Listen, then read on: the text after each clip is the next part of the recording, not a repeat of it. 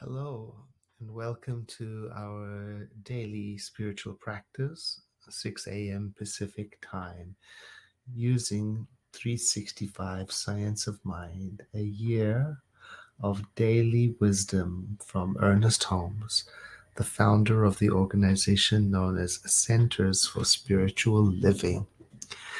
You can find out more about Centers for Spiritual Living on csl.org.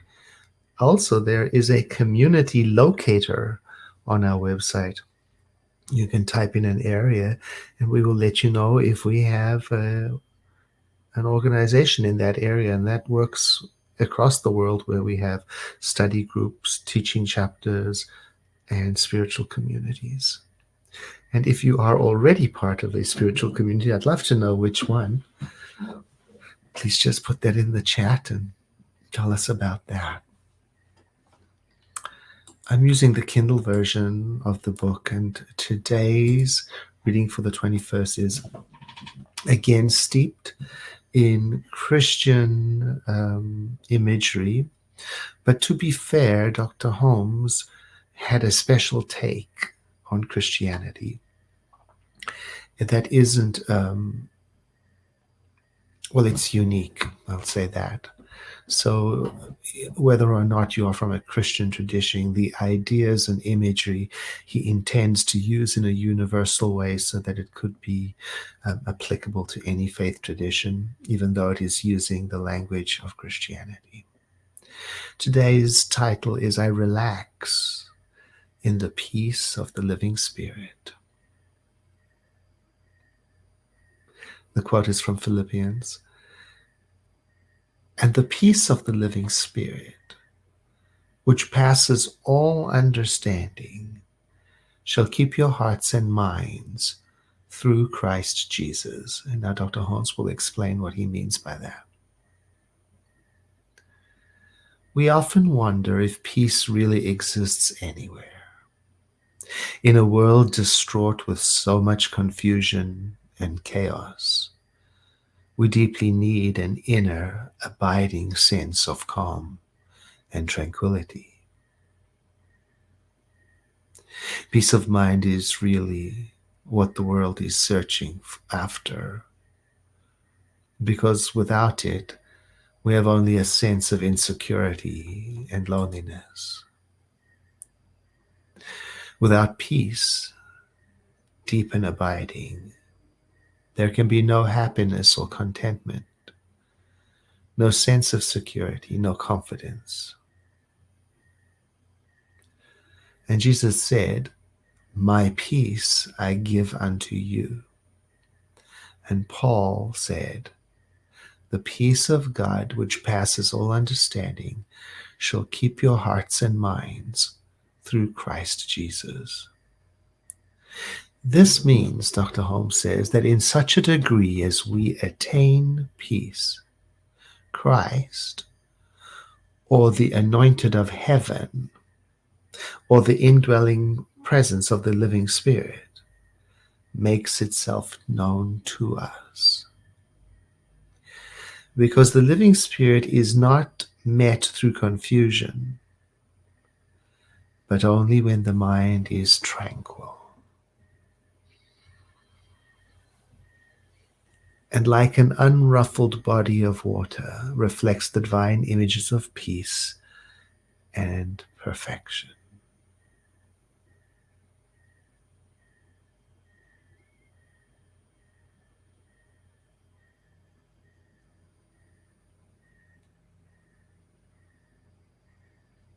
Today, I enter into the peace of the living Spirit,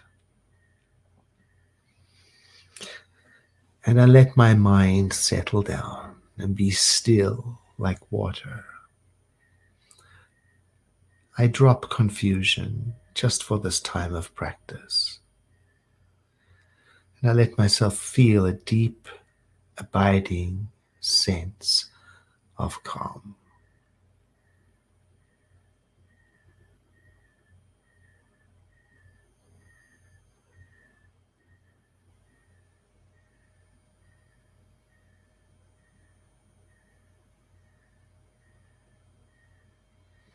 The living spirit is real to me. I keep my mind stayed on this divine inner presence. And I let every thought slip by and move wherever it's moving to. I observe my mind without attachment.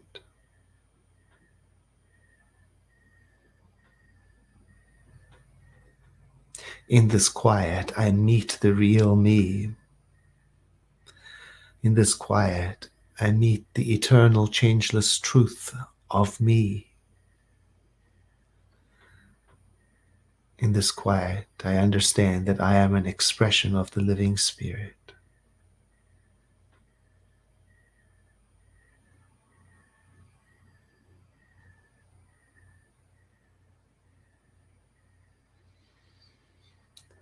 I am one with the living spirit forevermore. There is no separation, no apartness. Here and now within me, there is a voice that says, peace, be still, and know that I am the living spirit.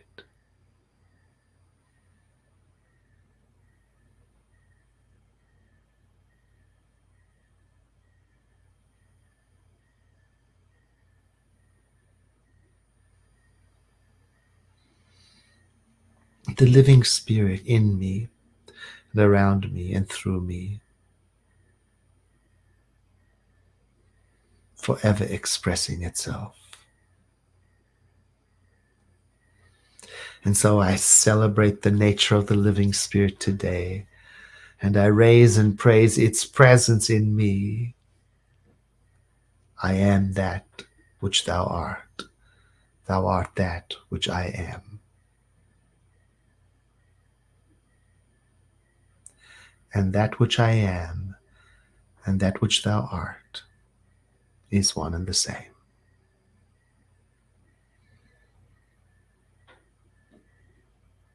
And so it is.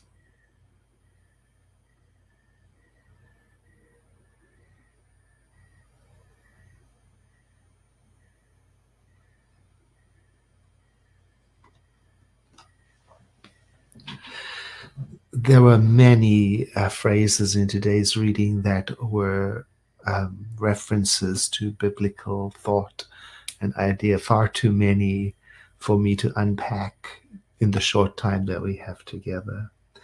And it is the case that Dr. Holmes began to expand his repertoire of references. When he read the Bhagavad Gita, for example, he said of it that it was one of the most beautiful scriptures that he had ever read. And we can see traces of its influence on him and a different style of language as he expanded. And if you are hungry for that more universal flavor, if Christian imagery doesn't necessarily work for you, then Living the Science of Mind is another book, another compilation of his writings that has a slightly different style, where he talks about the universal presence like a friend within. He talks about those qualities of the divine that, quite frankly, resemble the language and concepts of the Gita more than they do the Christian Testament. So there's another source for you, Living the Science of Mind. And you can find that available on our store at csl.org. We have a store with spiritual books to help you and me on our spiritual journey. Wonderful, wonderful resource.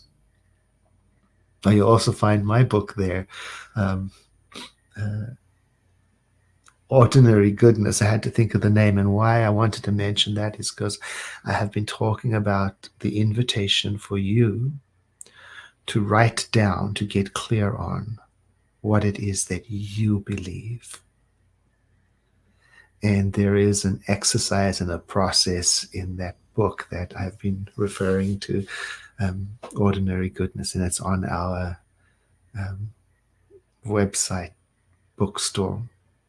I thank you in advance for sharing, if you are able, share this post on Facebook, and for letting me know where you're tuning in from, and for being part of this practice. Some of you, every day since the beginning. Is there anybody here who has not missed a single day? I would love to hear from you. Have a blessed day.